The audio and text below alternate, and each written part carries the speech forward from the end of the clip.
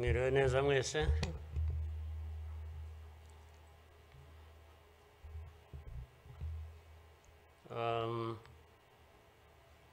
Ngira ngo biroroshye wenda kugera aho mpera.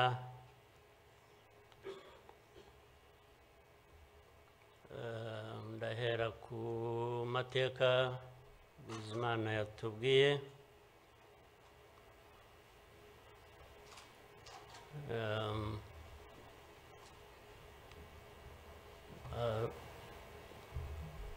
Arambuye afite ibimenyetso ashingiyeho, ariko ndagira ngo mbanze nshimire mwese abari hano mwaje kwifatanya n'igihugu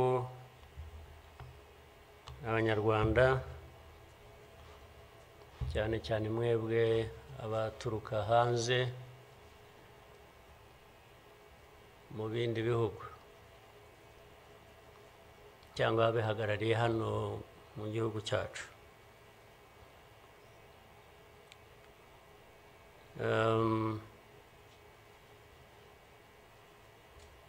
Ndabashimira kuko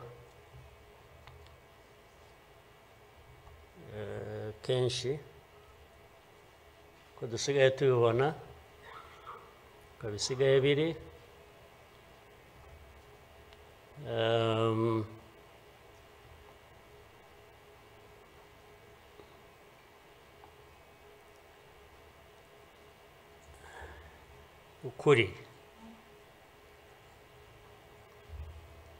ukuri ntabwo kukigenderwaho,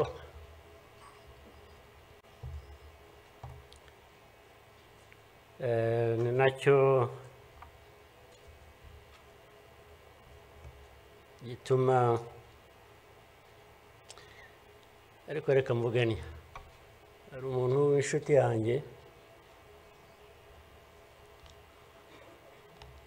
wigeze kumbaza atari ko wowe nk'umuntu ubaho ute ugahuza bimwe, ndaza kubivuga mu rurimi rw'amahanga. Arambaza tubaho ute ugahuza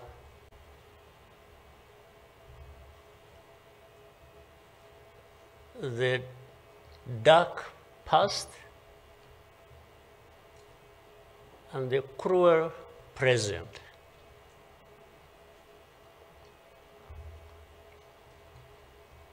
But how do you manage that?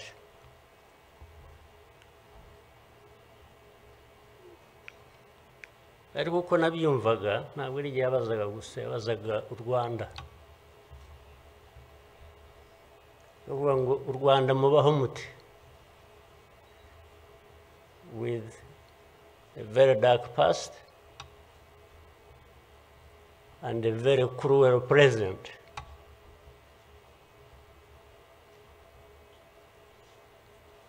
Icyo namushubije nuko from the beginning we were under an illusion that the two were siblings and we had to deal with them as such. You have to deal with the cruel present, knowing that it is very, very much related to the dark past. They are inseparable. So for us, we have a choice to make.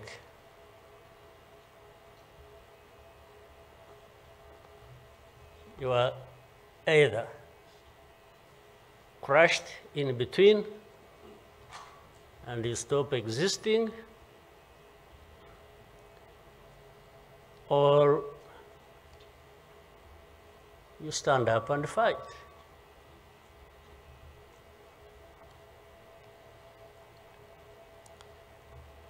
When people are saying in the testimony that, you know, the hope they have and that what happened here 30-something years ago will never happen again.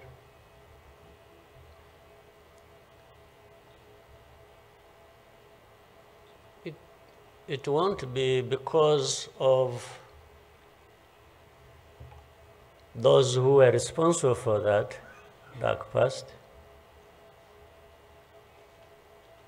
Will not try again, or are not even trying now again. It will not happen again just because there will be people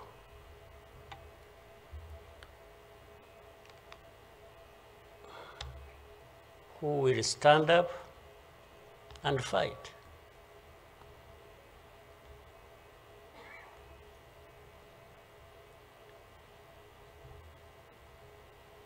It's not because there are fewer people who wish to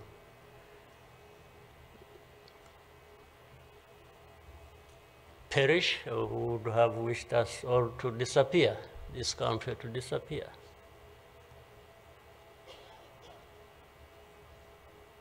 But how can people accept that? How can people not stand up and fight? Because anyway, well, there is a risk you may die when you stand up to fight. But if you don't, it's a sure thing you are going to die.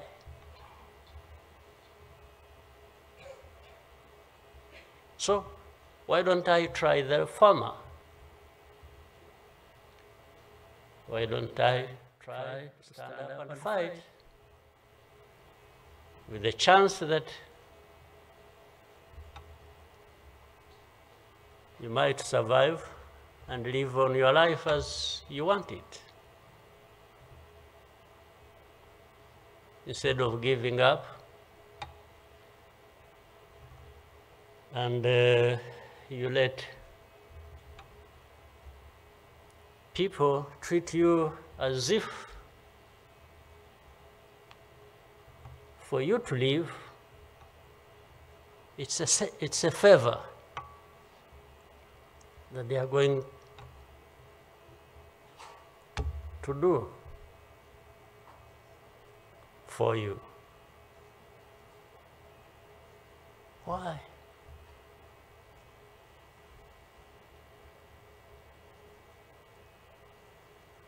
I've also had people come to me and warn me and say, President, you know you are too vocal, you say things that challenge these people who have the power in their hands and they're going to kill you. Well, first of all, it means they are killers.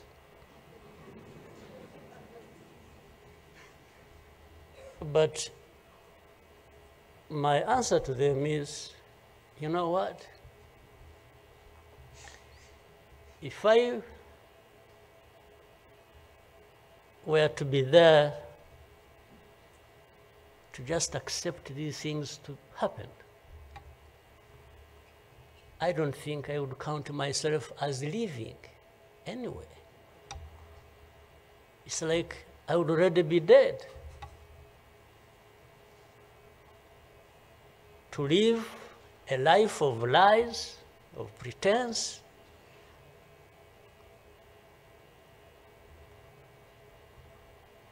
and all my life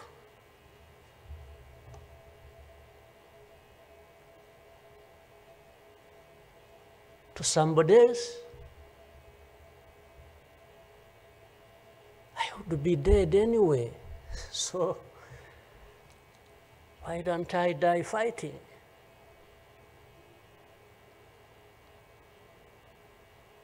So you Rwandans, why don't you die fighting? Instead of dying anyway, just dying like flies.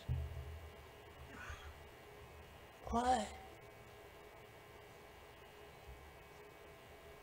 But my message goes to other Africans who live like this on a daily basis, who are dehumanized.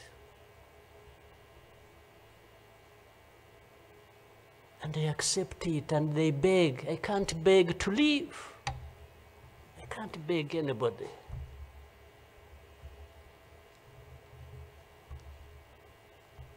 Who will fight?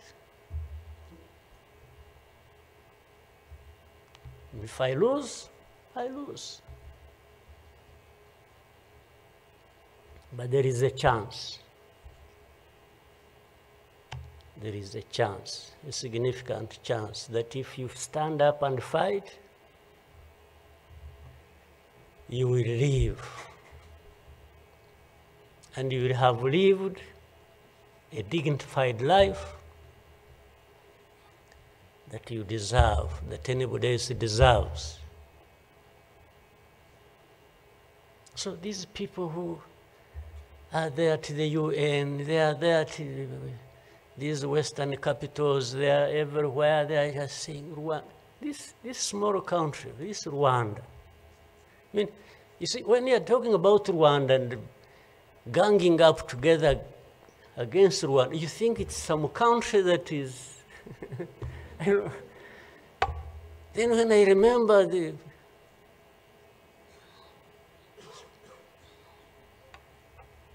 facts about it, I just imagine the world has gone amok.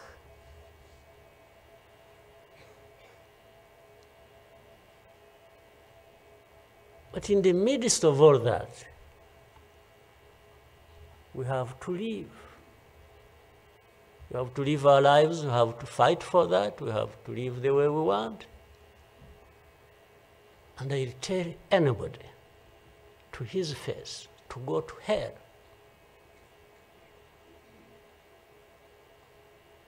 If anyone comes around and thinks they can, you know, they come and say, hey, we're going to sanction you. To what? Go to hell. Just go to hell.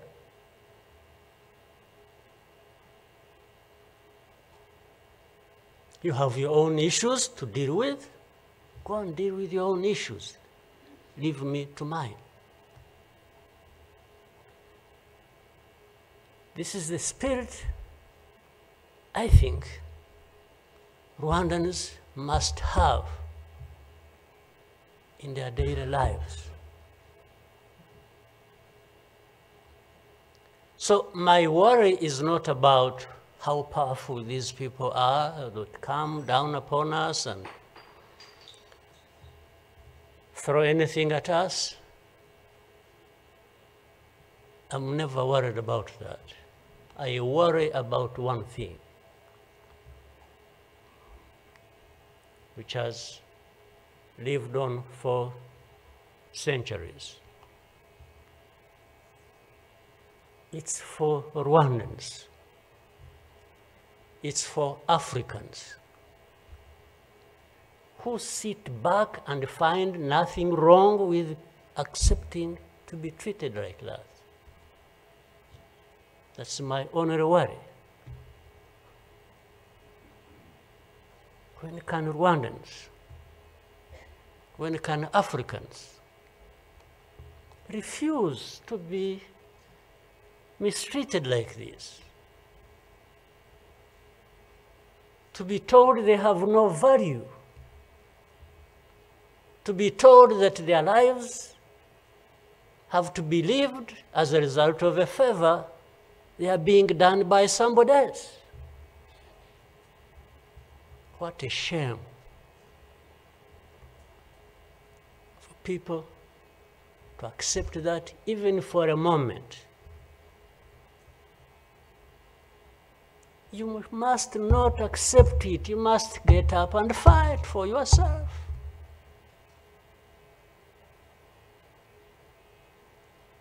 And then you have fools leading countries and being used as puppets.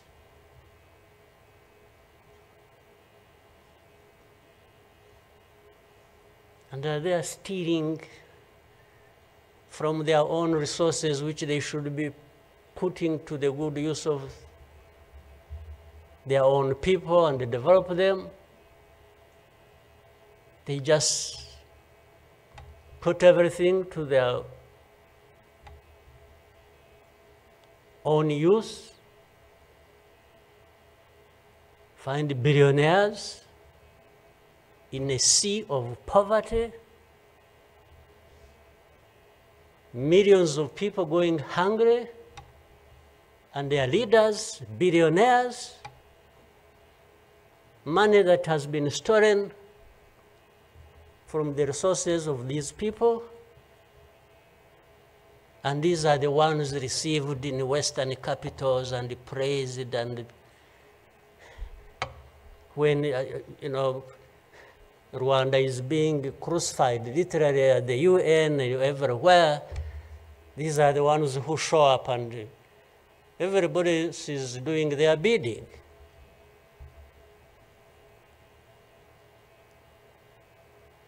They don't talk. These ones don't even say a thing. There is somebody to say it for them.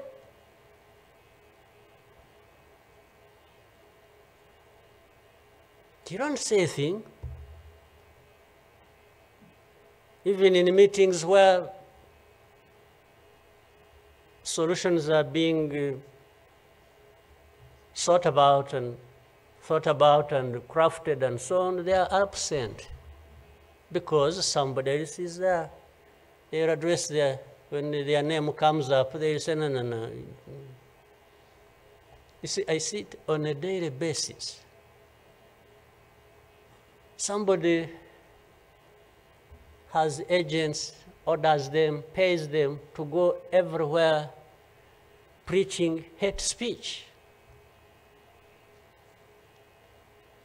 killing people in broad daylight, setting fire on these people, burning in broad daylight. And when it comes up for discussion, they say, no, no, no, no, it's not this one. No, no, no, no. You see some other people, we look for them.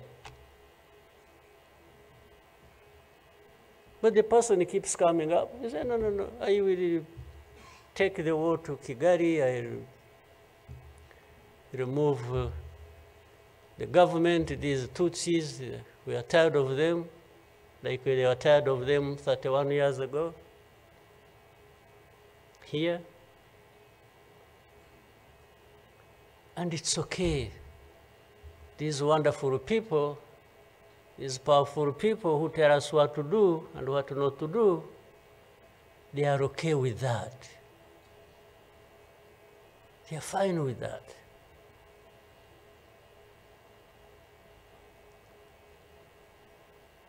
And they expect us to accept it also ourselves.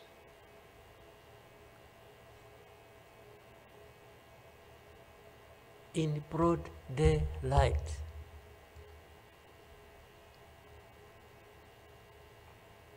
Hate speech, killings of people for their identity, uprooting them from their homes, and most of them are refugees here in this country. We have 125,000 people as refugees who have been living in camps, uprooted from their homes in eastern Congo. And then these powerful, good people come here and pick 1, 2, 3, another day 5, if there are many, to go and settle them in those beautiful countries of theirs. And they leave the majority here. And they expect us to be thankful that that's a huge gesture of generosity. First of all, they take them knowing that these are actually refugees from a neighboring country. They don't take them as Rwandans. They take them as refugees from Congo. Only that they are taking very few. They are not, I wish they could take all of them. Those who wish to go and resettle them. So the rest becomes my problem. So what they have to do is cleanse Eastern Congo of all these people, bring them to Rwanda, take to your countries those you want, few, very few, not even 0.1%, and the rest should remain Rwanda's problem. Because after all, these ones are Tutsis like Kagame. That's a simple conclusion. But ask yourselves, how did these people end up being across the border of Rwanda? Was it really done by Kagame? Was it done by Rwanda? No, for us, we are here lucky that we are alive, that we survived.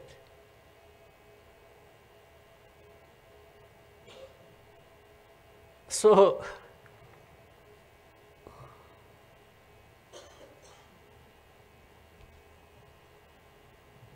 but as I say this,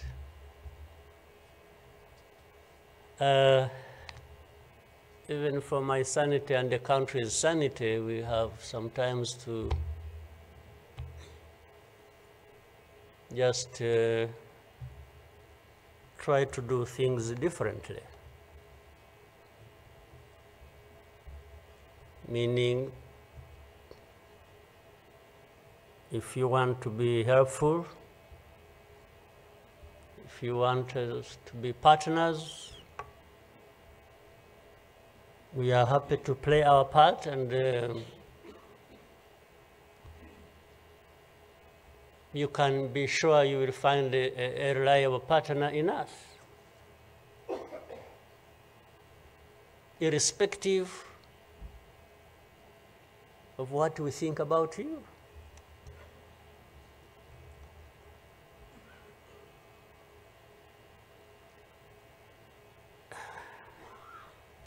You know, this whole thing you see every day, you know, you have heard of groups, what is it? Group of experts. You have heard of that thing? These are people who go around, experts who are supposed to know better our situation than ourselves. Can you imagine? And the ones who lead those groups are the very people connected with this history I'm talking about, or that Bizimana I was talking about. Can you imagine the cynicism?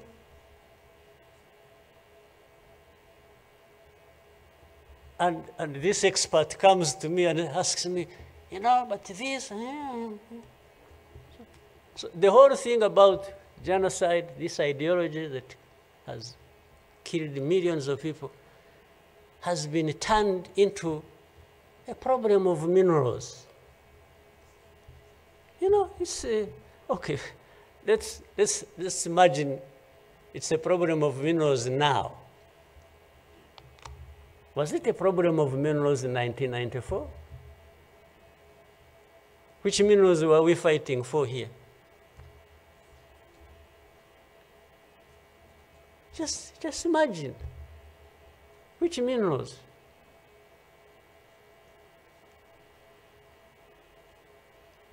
Second, if it were to be minerals, how many are actually fighting for these minerals in those places, assuming you found evidence about Rwanda being implicated in what's happening in Congo for minerals in Eastern Congo? Are you really saying it is just Rwanda? Why don't you be brave enough to say Rwanda is invading our territory we have created for ourselves and is encroaching on the minerals we are also encroaching on in Eastern Congo? Why don't you be brave enough to admit that? At least to say that.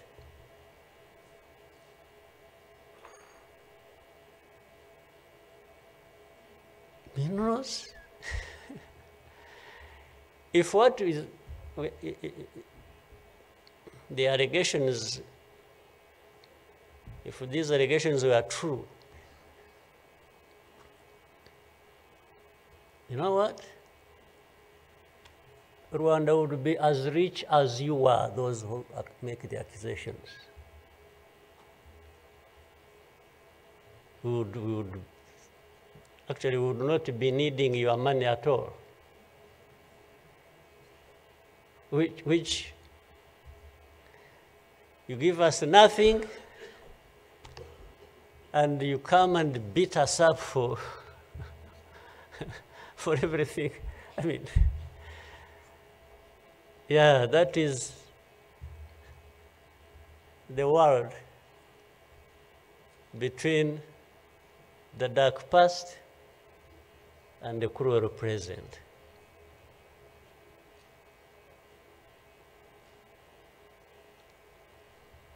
But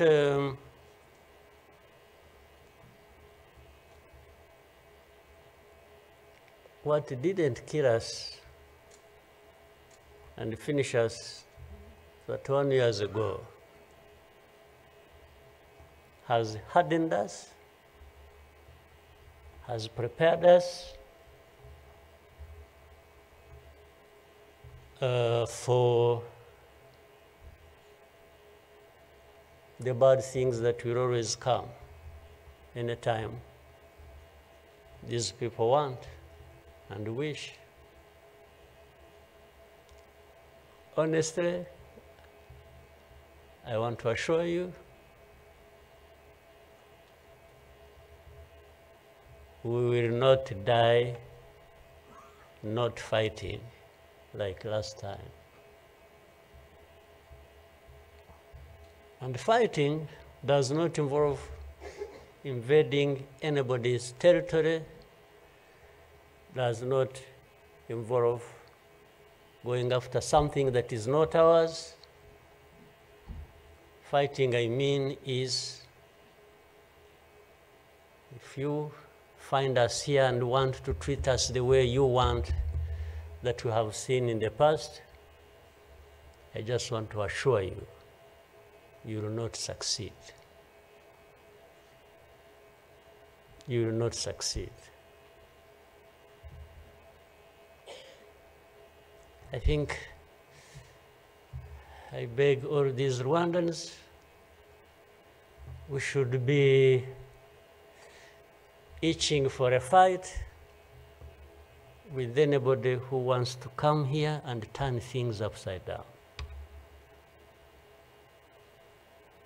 And I think there are many who are ready to join for that. But for our friends, our partners, please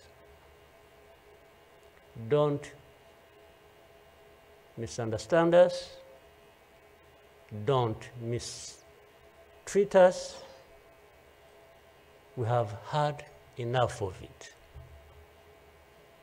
Take it somewhere else. Take it somewhere else. You know, this Bizimana who was telling you this whole history, by the Bizimana, if you could compile that and distribute it to our friends and all of us. I actually want a copy of what you, but I think you should give our friends and others, they need to, much as in the cruel present, facts don't matter, evidence doesn't matter, the truth doesn't matter. What matters is what pleases you on any day, and doesn't matter what facts about others. But and I was saying this because this man made another presentation another time that involved the same people he was talking about. And the next day, from embassies, people came to him, threatening him. Yeah. You know, they even, they're so foolishly brave to just, you know, they went to him. And I think another message went through Foreign Affairs. It's like this man who is saying this, and he was not saying it is not true, but he was saying no for daring to say it, even if it is the truth. Yes, they threatened him, and they even started threatening he will not get a visa to travel to some places, face to face, like that. Somebody from the embassy threatening our minister. Of course, I can't blame them that, given this history we have had, that from the embassy they even think they are above the minister. Yeah. He just come and say, you dare say this. He wasn't saying, this is contrary to the truth or evidence we have. Why did you present lies? No. He was just saying, whether lies or truth, you shouldn't have said it. That is the cruel present we live in, but we must confront it, and we will. We shall. No question about it. I've also told people that anyway, for us, we are in a sort of not bad position, because the worst has already happened to us. I don't think anything worse will happen, ever. So those who are scared, fearful of anything, I just want to console you in some way, if you may, that actually the worst has already passed. When we lost the people during that time, the young man was giving a testimony about. Do you think anything like that would ever happen again? I don't think so. So why would we be scared of anything? The worst. The hurricane came and we took cover and things, and it has passed. And we rebuilt. We rebuilt our strength of all kinds. I don't think there is any other hurricane that will come and sweep across the country, destroying everything. I don't think so. So And this day always reminds us of some of the things that I ignored and facts that remember the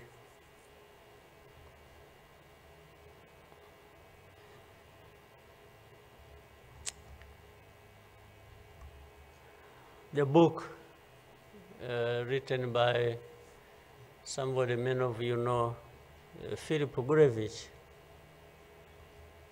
with a very long title. When he, and this is a man who, well, at least I would have wished if they could think of such a man and put him in the group of experts, maybe they would benefit from, but you bring somebody just because she comes from a country that colonized Rwanda and that becomes the expert. I think that's not serious. But he said that the title of the book was, "We wish to inform you that tomorrow will be killed with our families." You know, who were they informing? And who was going to stop that? And who was going to come to their rescue? Nobody. It just happened as they said it. People kept telling the world, "We want to inform you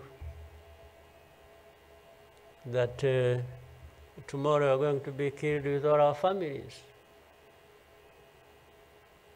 And who cared?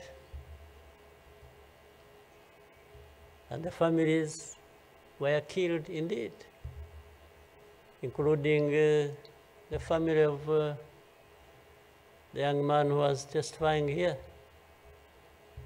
Well, including our families, those of us standing here, who have been demonized every single day about our history. The history where there is a force that always has been attempting to turn victims into perpetrators. So these people who give testimonies and say what happened to them, they are actually now perpetrators. They are no longer victims. So the cynicism I was talking about of what happens in this world is that these very people who barely survived and who lost everything else and their families are now the victims, the perpetrators, no longer victims.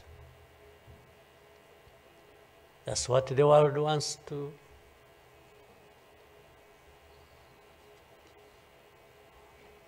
create about us.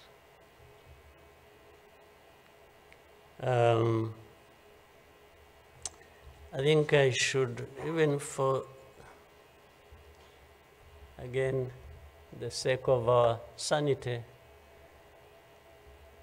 maybe we'll always, you know, during the war times, to keep my own balance, you know, there used to be battles taking place across the country, militias killing people, RPA soldiers fighting government forces. Sometimes in our movements, we would, one of the commanders would come to me and say, "President, you come and see what has happened here."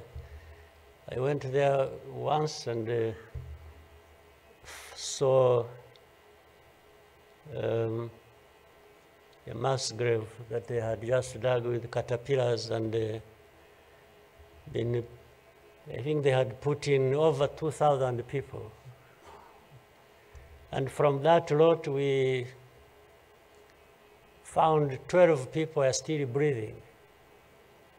And we got them out. I was told the other day of the 12, I think they lived for some time, and then now they are remaining 7 out of 12. I kept following the story.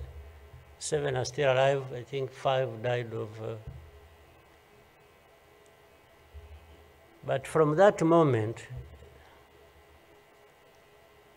I told the commanders that they should never bring my attention to this kind of thing. They should just handle it, and we agreed how they would be handling it.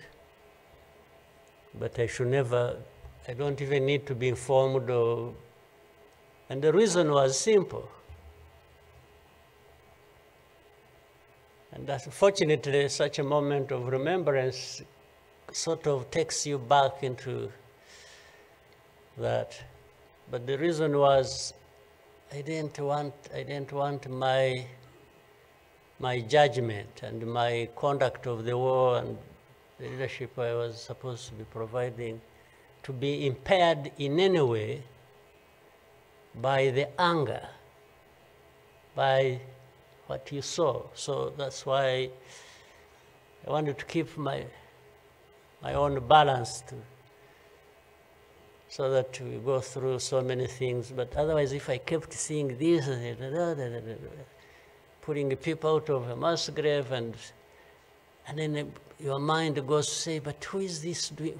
Whoever is doing this, why is he doing it? He may end up. So anyway, let me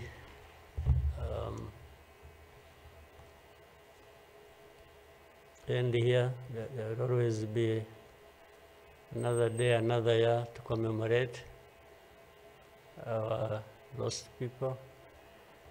But for Rwandans, I beg you,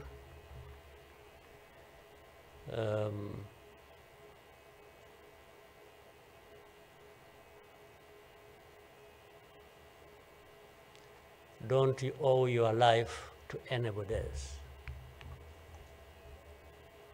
And please